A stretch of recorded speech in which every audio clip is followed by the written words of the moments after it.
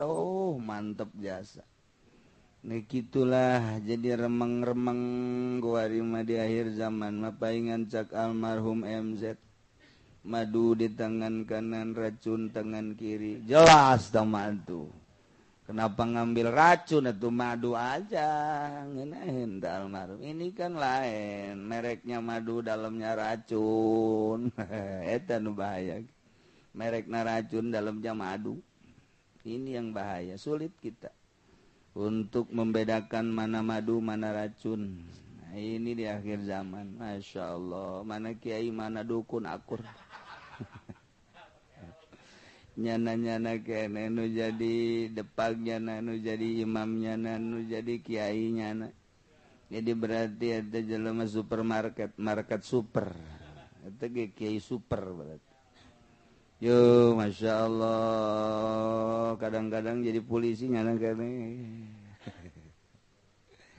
ente watera naon ai balalener mah ngan dia mah hese benerna bae yo datang ka ulama diajak diskusi waktu di Jogja soal gaji jeung zakat kurban di sekolah di cokotan dipungut 20.000 ewang ajo dibalikin ke korban sahang kayak jadina korban mapan perorangan kena korban saha jadina oh nanti katanya dikocok aja siapa yang keluar duluan ada berapa itu yang ikutannya ada berapa satu kelas berapa kelasnya ada 100 berarti 100 tahun paling ujung keburu isdet dia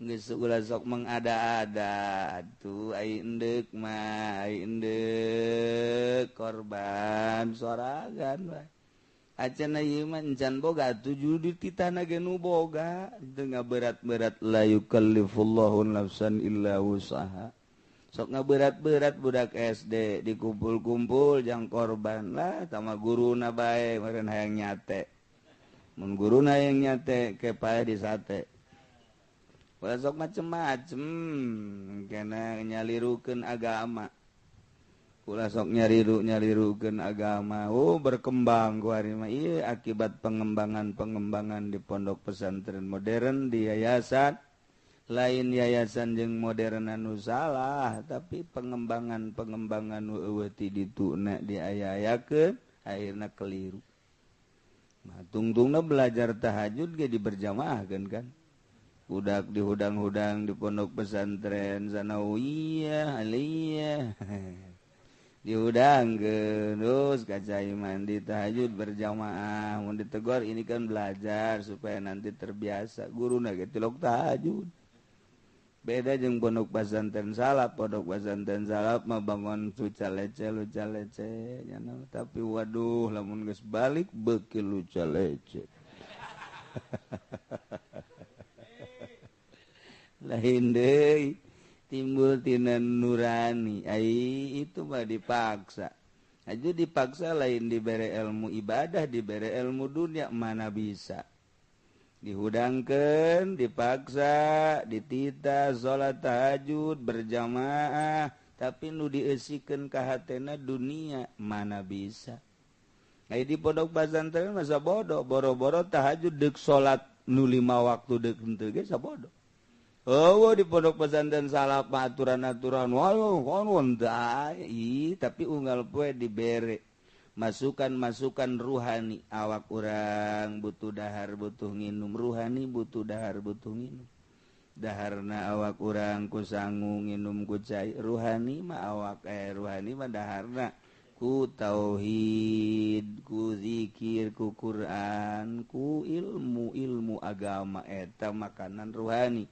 ini di pondok pesantren mah nu tadi teh nu diasupkeunana pangbelet-beletna nu hiji jadi insinyur nu hiji nu pinter menang beasiswa nu hiji mah belet jasa pesantren kan oke guys pesantren kan geus lantaran nunggal poe dibere dahar ruhanina tek 5 genep tahun waduh nyana di lembur azan waduh Allahu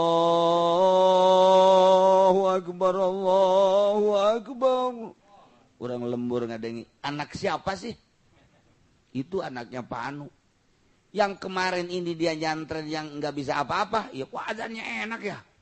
Gitu dididik dia di sono. Wah, hebat ya gitu dengerin. Allahu Akbar, Allahu Akbar. Wah, mantap bener. Masya Allah, hebat. Asyhadu an la ilaha illallah. Ngobrol di luar. Di rumah saya juga ada anak gadis tuh. Waduh. Nawar gitu. Ya Allah. Asyhadu an la ilaha illallah. La ilaha illallah. Oi, benda Allah sholat. Potong letter. Nah gitulah pasantren salah bantu terus di Asia. Di sekolah apa mana tuh? Esi nanti dunia titah ibadah mal bisa. Di pondok pesantren anu hayuh bae dimurnikeun ulah dibarengan ku gawe, ulah dibarengan ku sekolah, dek diisikeun khusus urusan-urusan agama. Tetep hese bae. Atuh komo di sekolahan. Anu unggal poe diisian dunia. Cek nya da kumaha. Oh, ini kan cenah untuk kemajuan. Leg-leg maju Gusia. Ayo maju. Iya, meukeur carita lain kemajuan, carita ibadah, carita kemajuan waktu buku pasantren mode salap geus eleh di dituna. Geus eleh nya da geus teu kudu ditarungkeun deui eleh, geus KO. Gitu tuh pesantren salap mana aya pondok pesantren salap anu boga murid 1000 jeung moal aya. Alhamdulillah cenah kiai di ditu anu ngabangun pondok santri aya. Ayo wah cenah kiai sabarang 50. 50 ge geus loba eta ngomong geus baeakeun loba eta. Loba aja santri 50 teh geus asup loba. Belah dituna aya pondok pesantren modern sabaraha muridna? 1000 lah can sakumaha teh. Pesantren modern 1000 can sakumaha. Tapi pesantren salaf 50. Loba jasa. Loba jasa Bang. 70 mah tak geus saya ngomong.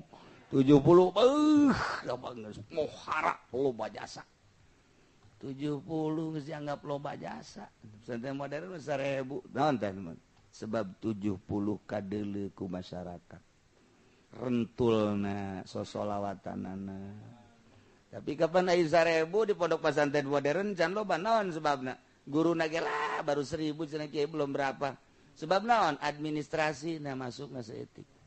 Ya tak kan dihitungna. Tuh, koski. Mantap hese.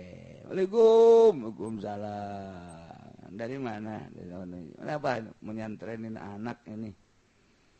Udah ini mau bagaimana kiai aja lah, ceknya nanti. Udah mau suruh kerja mau apa udah enggak kebiayain ceknya nanti. Oh, udah enggak bisa. Di rumah juga kadang makan kadang enggak. Atuh kiai na gantung bagus ya tuh. Ya ilmu aja hartana tapi teu kitu kiai bae ya guys ayo pokona sabetahna sia di dieu aya nu mere dahar-dahar nu mere dahar maling sia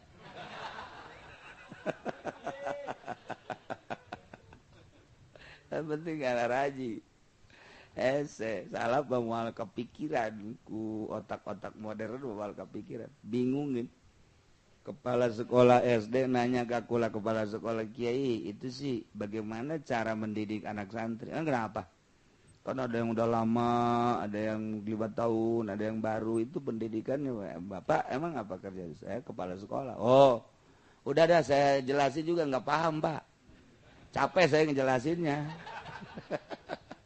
nggak paham aja pokoknya urusan pondok pesantren.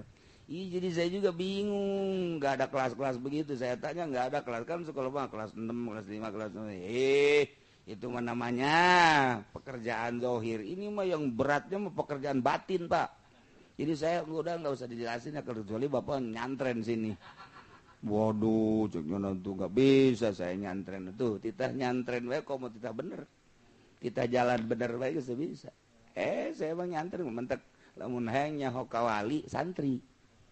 Eta santri teh wali ulah hese-hese geus urang nyaritakeun wali ka kaler ka kidul mana sih contoh wali tah santri eta nu mandina kadang-kadang jam 12 beurang mandi eta teh mandi isuk-isuk eta teh mandi isuk-isuk eta teh jam 12 dahar teu puguh waktu dahar nya memang dahar kok sapa manggihna bae isuk-isuk Kang mah geus cenah moal masak moal dahar aya wayah aya babaturan nu masak mah milu bae ngan teu masak doang atuh terus bae jana sakahayang dahar sakahayang jajan sakahayang hees ge aturan hees beuting batur hees nya mah udah ngobrol santri tah beurang batur ngaji nya hees atuh lain wali sinaon eta wali rodak mamang geus hayang kapanggih jeung wali tah santri eta wali eta kos waduh kebenaran aya santri cuman leungeun naon wali kan mamang walingi aing mah ngan tetep hese jaritakeun kahirupan santri mah dibere bebas hate tenang boro-boro guru sakola SD bapana ge nu mondokeun nya bingung bapana eta aing boga anak bakal kumaha ieu bingung bapana tuh komo itu guru sekolah mun ngobrol teh guru sekolah jeung bapana saya mah enggak paham itu kenapa anak-anak santri enggak ada kelas begitu Pak jangan-jangan bapak saya ini bapak anak-anak nih yang nyanter di sini saya juga bingung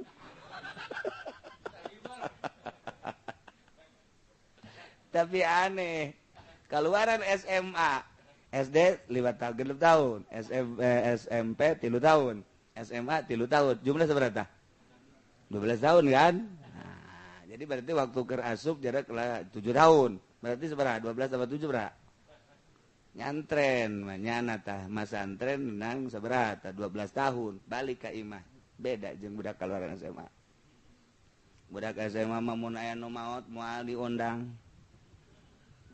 ngariung moal diundang moal teu mangpaat cenah mah ilmu sekolah SMP mah di masyarakat teu mangpaat tapi si Udin anu kakarak pasantren si Udin aya balik aya bejakeun ngariung gitu ngariung Den isa bera balik tadi samping lagi teu dipasang-pasangkeun dikadieukeun ka pundak geus bae bari ngarokok Den ye kiai teh datang ye ngariung sia bisa hadiah puja sapira hadiah ayo guys si Udin hadiah ila hadaratin nabiyil wah mantap biasa hebat si Udin Den kori ge udah datang atuh lah dia kan jauh Udin ge bisa si Udin kori teu kebal eueuh cenah mau balikna teu datang ya atuh supira mau balik gitu geus nyana sorangan diborong ti hadiah puji kori si ada pidato doa terakhir si Udin deui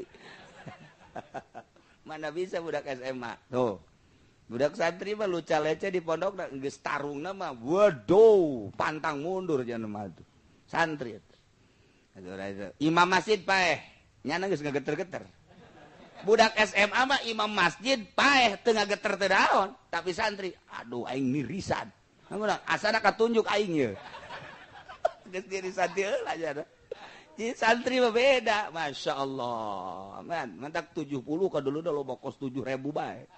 Santri boga 70 kos 7.000. Diaromongkeun ku batur kiai anu. Karak boga santri 50 bae geus pohara jasa. Salah beda. Ih, aju salahna deui. Salahna ku abeja ka mana-mana. Santri eta mah masuk Golkar budak. Abeja ka mana-mana. Sia mah aing distrasi rahasia akeun asup Golkar ku dibeja-beja ku sia mah. Salah saeutik bae ngobrol jeung janda atuh geus. Geus teu bisa ditahan-tahan.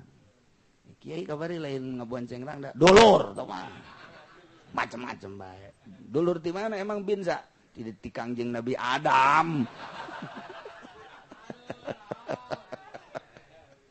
Ya tak eta kiai masalah saya tinggal. Masya Allah sebab dan figur kesucian tuturkeun al ulama warasatul anbiya ti dituna ti kangjeng sahabat ka tabiin ruteuna eta mantak salah basa Inggris An-Nabi Hurairah jadi cek Abi Hurairah laisa 'alal muslim fi 'abdihi wala farasi sadaqah abid teu kudu di zakatan kuda teu kudu di zakatan laisa fil abdi sadaqah illa sadaqatal fitri kecuali sedekah fitri al ma'nal ijmali wallahu a'lam bissawab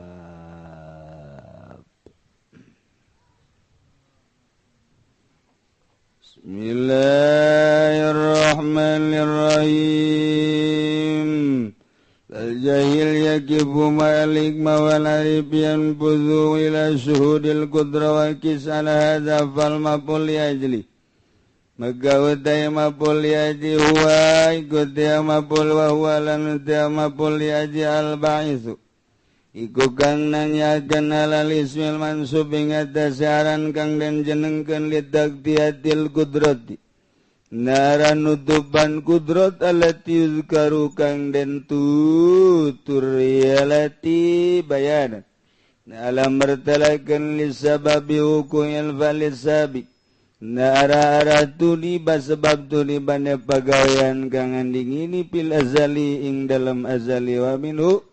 Dan ikut tetap setengah saking sababu koyal bali al ijlal wa ta'zim. Tapi ngagungkan degasa ngagungkan alladhi huwa kang daya ijlal. Iku sababul fatih sabab dan buka al kabir kang agung wal matlabi. Lan matlab al ibtigha alladhi huwa sababul usul lan ibtigha yupri kang daya alladhi iku sabab usul. Ila ma'rifatil haqqi maring ma'rifat hak maring ma'rifat ing Allah wabillahi taufik lan iku tetep kalawan Allah utawi pitulung. Urang ieu hirup geus bersyukur ka Allah dijadikeun makhluk nu mulya ngaran manusia.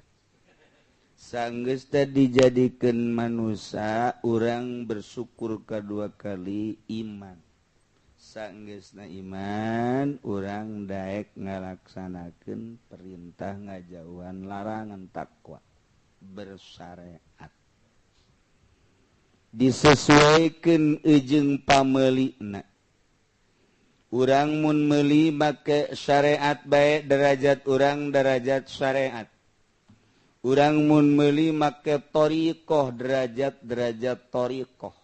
Urang lamun meuli make hakikat derajat urang derajat hakikat. Usul ilallah aya anu melalui syariat can aya rasa. Aya anu melalui thariqat mengudag rasa. Aya anu datang ka hakikat datang ka rasa. Bahasa usul ilallah teh lain urang berangkat cara zahir min makanin ila makanin wa min maudiin ila maudiin eta mah zahir urang di dieu reka Purwakarta urang di dieu reka Bandung pindah urang tempat nu pindah ti dieu berangkat ka Bandung aya anu ditinggalkeun aya anu didatangan. Tapi urusan ka Allah mah urangna teu kudu pundah-pindah. Cicing bae di mana bae Allah mah aya. Di mana bae ibadah ka Allah Allah mah nyahoeun. Tapakuran ku urang, resapi ku urang nu tilu macem. Nomor kahiji Allah teh neuleukeun ka urang teu pernah teu neuleukeun. Tanya awak urang pernah teu sadetik bae Allah teu neuleukeun teu pernah atuh urang selalu kadeuleu ku Allah. Allah teh maha uninga teu pernah we Allah teh nyaho eueuh nu teu dikanyahokeun ku Gusti Allah. Sakabehna dikanyahokeun ku Gusti Allah. Jadi urang teh dikanyahokeun ku Gusti tanya awak urang pernah teu sadetik we Allah teu nyaho teu pernah atuh terlalu dikanyahokeun. Allah teh gadengekeun ka urang seluruh makhluk Allah nu aya di langit mapis samawati nu aya di bumi wa ma fil ard kadenge ku Gusti Allah. Di antara anu aya di muka bumi urang atuh urang teh kadenge ku Gusti Allah teh teu pernah teu ngadenge Gusti Allah. Tanya awak urang pernah teu Allah teu ngadengekeun ka awak urang teu pernah.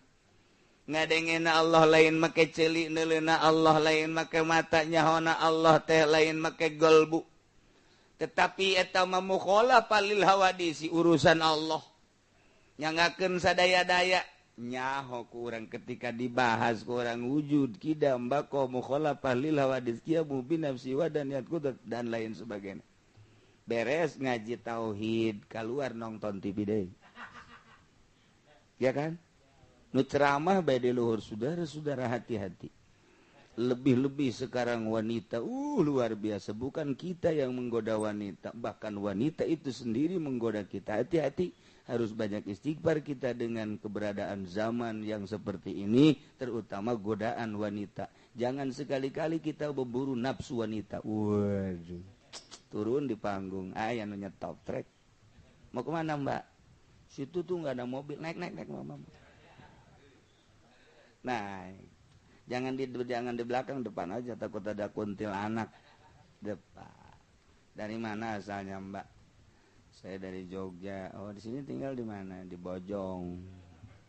Ini lagi ngapain di sini? Ke rumah temen, kemalaman, nggak ada kendaraan. Nama siapa? Nama saya ini apa namanya? Sainem. Oh, Sain. Iya udah pulangnya ke rumah saya dulu ya, jangan ke sono. Enggak, anterin aja biar bapak tahu kontrakan saya. Ini nomor HP-nya nih. Sini yang deketan atau ngobrolnya. Tadi di panggung, hati-hati bahwa sekarang bukan kita yang menggoda perempuan, yang menggoda. Ini zaman udah luar biasanya. Nah, can garing-garing acan letah. Aja muatin si mbak blon dah coba ta. Kunaon eta? Ngaji na kakarak ilmiah. Ketika orang nyaritakeun ngaji, wow amprekan ilmiah. Itu ilmiah mah kitu bae. Salah tuh henteu. Encan aya rasa jeung can aya nu diudag kakarak udagan ganjaran-ganjaran bae ge can kadeuleu ku urang. Karak dibibita ku ganjaran ngaranna TK. Udah kletik bae lamun cerik bae dibere obat tadaekeun, dibere bodrexin, ini manis, ini mah manis. Tuh, mama juga tuh manis. Coba ada dikit aja dah. Iya ya manis, iya tuh dibere bodrexin mau obat tapi amis. Ieu urang maca sholawat hiji ke diboyorno anu eta bodrexin ngaranna. Ieu lamun aya jelema anu kabita ku ibadah ku ganjaran, eta mah budak TK. Budak TK ngus ulah kabita ku ganjaran, mantap kaju tilok ibadah.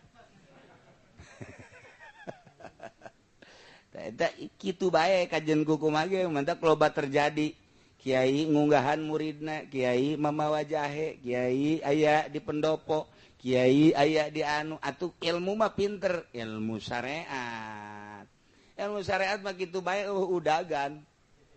Ketika naik saetik wari urang dikerucutkeun loba larangan-larangan sia kuari mah ibadah teh lain sakadar kitu tapi endek usul ilallah bakal aya kanikmatan ke gegera nikmat ibadah coba gegera nah carana piceunnan hubud dunya ulah resep kada dunya ulah resep ta'aluk jeung makhluk, piceunnan nafsu, piceunnan setan, opat rupa dunia, makhluk, nafsu jeung setan. Sok geura.